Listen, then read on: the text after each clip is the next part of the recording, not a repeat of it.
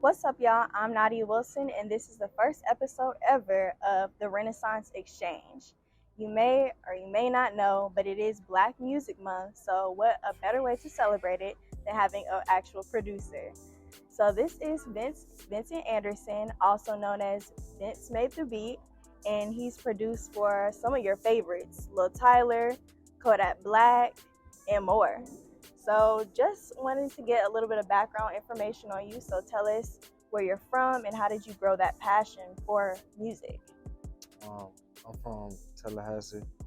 I'm 22, and really I've been like around music my whole life. Like my dad, a jazz musician, he played drums. My brother also do the same thing, play drums. But like aside from that, like I played in church, like percussion. My brother used to play drums in church, but like I always was around music and stuff like that. Okay, so you have a great knowledge for music, a good musical background. Okay, and I know you said you grew up in Tallahassee. So how is that for you, being that when people think of Tallahassee, they think of FAMU and FSU. So when they hear like big names coming from the city and that kind of like made a way for themselves, how was that? I mean, it's I feel like it's still growing, like, cause Tallahassee wasn't never really the city for anybody who didn't do nothing like athletically. So it's like everything cause music is like, it's just everything get amplified on such a bigger scale than sports and stuff. You know what I'm saying? Like, so I feel like everybody's still kind of like, it's still new. Yeah. So I feel like, but people know though, for sure, they know. Okay, yeah, because I know we have artists like Lil Tyler, and I want to say the real Boston Rich, he's from Tallahassee too. Yeah, that's pretty cool. Wiz. Who else? Wiz. Okay, see, so I feel like it's a growing roster. I know it takes time, of course, but I feel like you guys are making a name for yourself, of course. So did you go to school? Okay, past high school, right? Or? Oh yeah, I ain't gonna lie. I went to college. Okay. I went to a school called Full Sail in Orlando. Okay, you did all 4 years there, or? I was able to like, I did enough to be able to get my associates, but I dropped out. Okay, and what made you want to make that decision? For what I got going on, like music, like it's always too much going on as far as like, just, I feel like the lifestyle that involves just being on the road with an artist, it's just a lot, huh? It's a lot. Yeah. And it's not nothing that I could be at school the next day. You know what I'm saying? Like, nothing like that. But, so that's basically that was one of the reasons. Because it's like, it was just something that I had to invest way more time into than it was school. I feel like at that point, everything that I had got from school was like, it was cool. You know what I'm saying? I was in class feeling like I wasn't feeling out of place, but I just felt like my time was up. You can do more than just, I definitely understand that. I know, something big to me is having a good work-life balance. So I know being in school and then traveling, that could take a toll on your mental health. So, I mean, even traveling on the road, how do you deal with, your mental health? I mean, it's not like I'm always on the road. Like, I take time. I take time out to like make sure I come back home, see my family and my loved ones, and just, you know what I'm saying, just be able to reflect on whatever it is that I just came from doing. Like, whether it's from like hanging with some friends and they the ones that's kind of like reiterating or just like emphasizing what it is that I'm doing or have done. And for me to hear it from their perspective on how big it is to them and stuff like that, it really does, like, it reminds me that this is not like no regular, like, you feel me? Like, so it's like, that's some of the stuff that kind of helps me. Also, like, I read books, you know what I'm saying? But really just when I'm on the road, it's just like I'll be cool with that too, because it's like the more and more everything like elevates, it's like just everybody in the room plays a position and they belong and they got a role. You know what I'm saying? Yeah. Like, I feel like certain people, it depends on what you're doing, like why you're there, but also it's like I know I got a purpose, so that helps me, like it helps me calm down a lot more, like, you know what I'm saying, like just with being in certain rooms and you know what I'm saying, I really don't have no insecurities as far as like what it is. That's good that you can adapt and adjust to different settings too.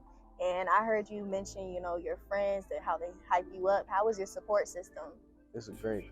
I ain't gonna lie, like a lot of the time, like I really don't really like talking too much about it. Like I'll go and do it, but it's like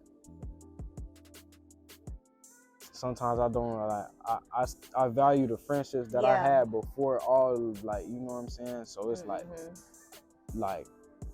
I ain't gonna say my way of keeping those friendships as genuine as possible is for me to not talk about what it is that I got going on in my life, but also I feel like it's a certain balance, you know what I'm saying? Like it's not all I want to talk about, no matter how like and I notice, you know what I'm saying, like all of my friends still approach me the same way, like that's like, good from an uplifting standpoint, but it's not like they're always asking me about what's going on. What's next? You know what you doing? So that's really just like that's one of the things that like kind of goes on. So it just be regular conversation. We just hang out and do whatever. Like I still play basketball with my own boys.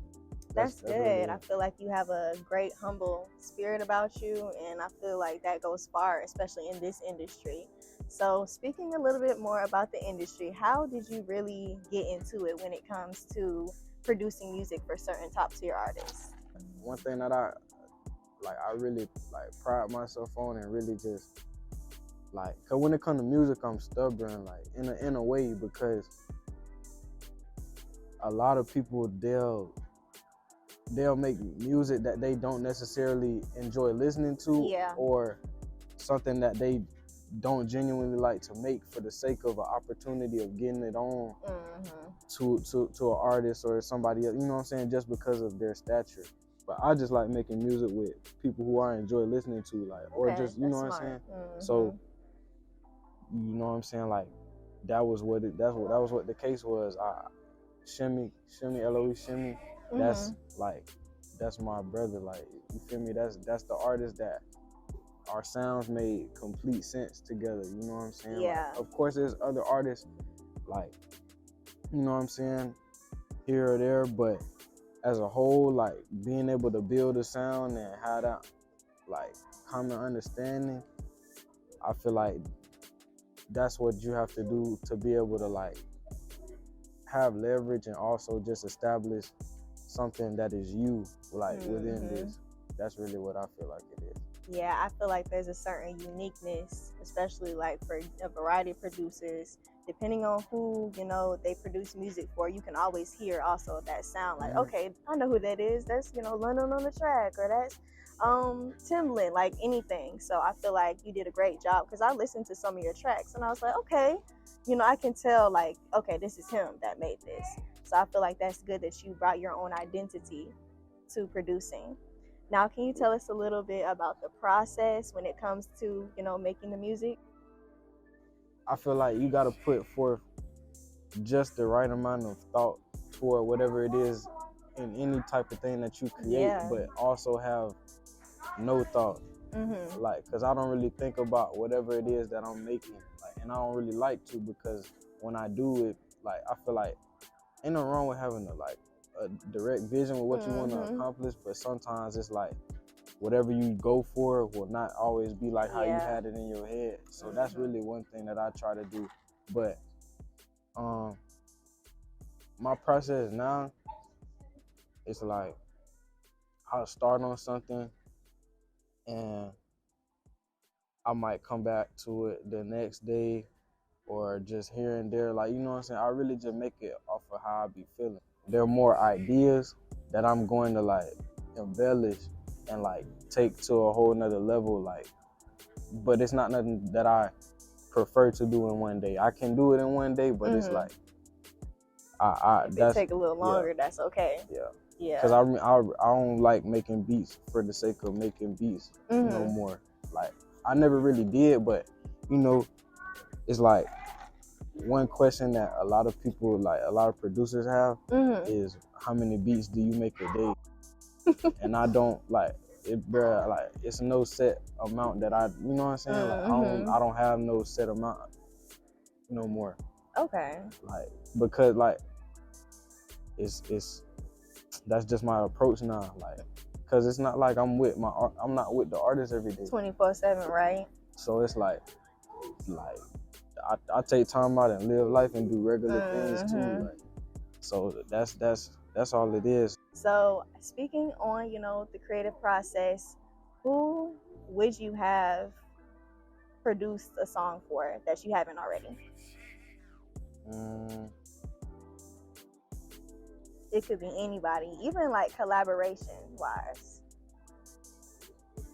I'll probably say probably Ralo Rodriguez. Yeah, okay. I can see that. I like him too. So can you tell us like how your experience is on the road? Like, what's one of your favorite memories ever from being on the road? I'll name two. I really could name like three, but I'll name two. Like, one that it just happened. We was on, me and Shim was on a jet, on a private jet, and we recorded a song. That was cool. And then getting a song with NoCap.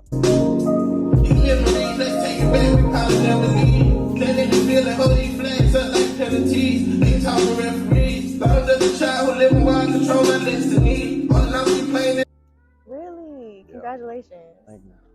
Yeah, Shim, like, he kind of put it together, but it really was like, it wasn't nothing that he was like, all right, we finna, like, I'm finna set this up. Like, it was just, we just, you know what I'm saying? We were just chilling. That's crazy. So it was like, that's all it was. But I ain't gonna lie, that, cause like, and I done told him about like me, like, cause that, like, after Shim, that's one of my favorite artists. Really? No like, cap? that is my favorite artist. Okay. After Shim, that's my favorite artist. So I had it, like, I had wrote down, like, I write down a lot of artist names that I want to get songs kind of manifesting. Yeah. But Cat was like, if I ain't never have a name wrote down like longer than another one, Cat was the one that I had wrote down for the longest. I'm not, like, it was probably like 3 years, 2 years for sure. But like, I had that on my list for a minute. So that's a blessing. Yeah. Also, like the power of networking, having friends that can put your name in different rooms that you might never even speak on. All right, so we're getting into part 2. It's going to be a little fun game just to get to know Vince a little bit better. It's going to be a compilation of multiple choice questions and this or that. So we're going to start off with this or that because it's easier. So London on Track or Metro Boomin? London. London, why? I feel like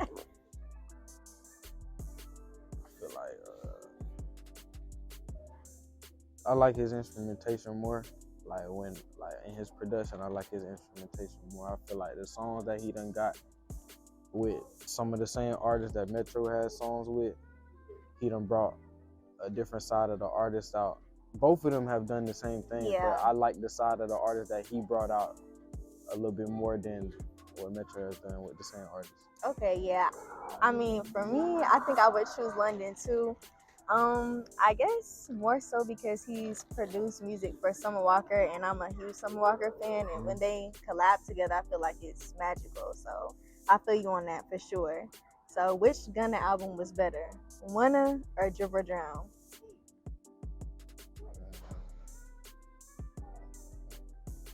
Right, which one though? Drip or Drown, like the original? Let's do the original. Nah, I ain't gonna lie. Wanna, that's like the blue one, like the where he, that's one, that one. That one. Which one you said? The second one. Okay, Wanna. Okay, yeah. I feel like that's where he kind of got that nickname.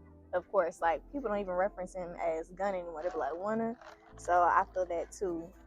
So name your top 3 to 5 favorite producers in order. My fault. It's okay. My top 5. It could be top 3 or top 5, whatever you want to do. Nah, I got a top 5. Okay, for sure. My top 5, I got. Okay, 3 of the producers are. Yeah, 3 of them are Florida based. Okay. So I got. There's no order. Like, no order. Okay. No order. Yodia, DZ on the beat. Okay. Tay Master Chef. Number 4, I got Weezy. Number 5, I got Pierre Bourne. Yeah, Young Nudie and him be collabing. I like that too. I like him. Okay, so now the multiple choice questions. If you don't know them, just guess. Okay, so Genuine's Pony, Jay-Z's Big Pimpin', and Missy Elliott's Work It were all produced by who? Timbaland, Dr. Dre, or Kanye West? Timbaland. Yeah, I like Timbaland. I feel like our generation might not know a lot of music by him. I feel like he's underrated to us. I don't know about, like, bro. You don't know much about him? You just kind of guess? Nah, like, he's not a producer that I just like gravitated to, in a sense. Yeah, a little bit, but I ain't gonna lie. It's definitely. I feel like that be speaking on how big you is too, though. Like when it's like certain songs that I done heard and I know. Yeah. And you done did them and I don't know. No, you like that, yeah. Cause like one producer that been growing on me like that has been For Real. Really? Like like especially just like aside from the music, how big his clothing brand is, and just him as like whatever individual, you know what I'm saying? Right? Like, but I ain't gonna lie, Timberland, like that's like I don't really know too much about him. It's okay. Like I feel like he's kind of underrated to again like our generation. That's all it is. It's just we younger. We younger and we don't really know much about like the music from back then. But he has produced for an R&B singer. Her name is Justine Skye, and to me, like he kind of brought like a different sound out of her. So kind of similar to what you were mentioning before in the previous questions. All right, so this is a one that you should know. If you don't know it, I don't know. All right. So name the artist that said, "Chain so heavy, I feel like I'm holding up a mountain." Lil Durk, Lil Baby, Future, or Kodak Black? This is the game-winning question. I really don't even know. I'm gonna say. I know you lying. I'm gonna say. You want me to read it again? Nah. Okay. I don't know. I'm gonna say. Barry might. I don't know. Just guess. For that. Yeah. I mean, I like that would the context clues led to, but I don't know. It's what song he said that in? Drowning with A Boogie. Oh, nah. I mean, he was a feature on it, so I'm gonna give you that. It's okay, because I was about to say I would have called him Kodak's manager and be like, "Oh, remember Vince? He was just a the song." But okay, so again, thank you so much for being a part of this and being the first guest. Tell the viewers where they can find you on social media or where they can get connected. You can find me on Instagram, Vincemadethebeat, Twitter, Mr.Madethebeat, and really that's all I'm on. I got YouTube and everything else, but just be looking forward to some of the artists that I work with, new work from them, and just be on the lookout for new content or whatever. You feel me? But I appreciate you for having me for sure. Of course. Thank you again. Stay tuned for the next episode on the Renaissance Exchange.